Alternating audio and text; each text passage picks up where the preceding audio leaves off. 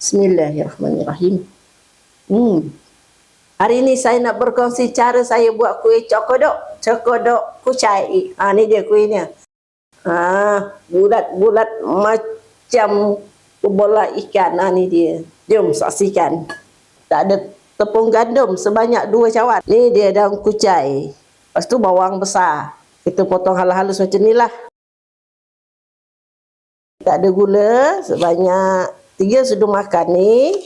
Ni garam ni secukup rasa ya. Ini air masak ya, yang betul-betul masak daripada ceret ya, bukan daripada kuih ke apa, bukan. Kita masukkan 1 cawan dulu. Dan kita masukkan lagi sekali. Okey, dah siap. Kita biarkan dia sejuk sekejap. Okey, kita basahkan tangan kita dulu. Kita ambil adunan ni. Ini mudah je. Bagi dia macam berbola ikan tu. Macam ni.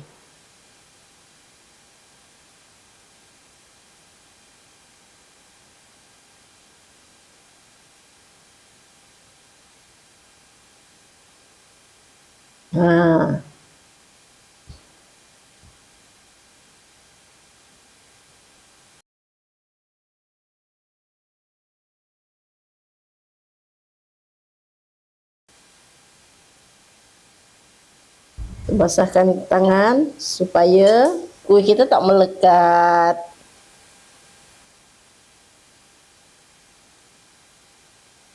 Okey ya, dah siap. Kita bulat-bulatkan macam ni.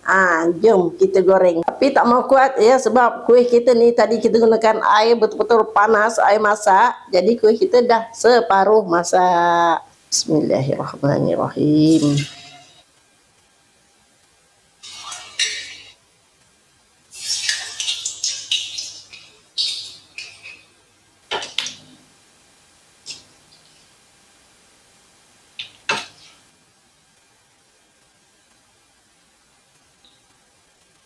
Okey, cokodok kita dah pun masak.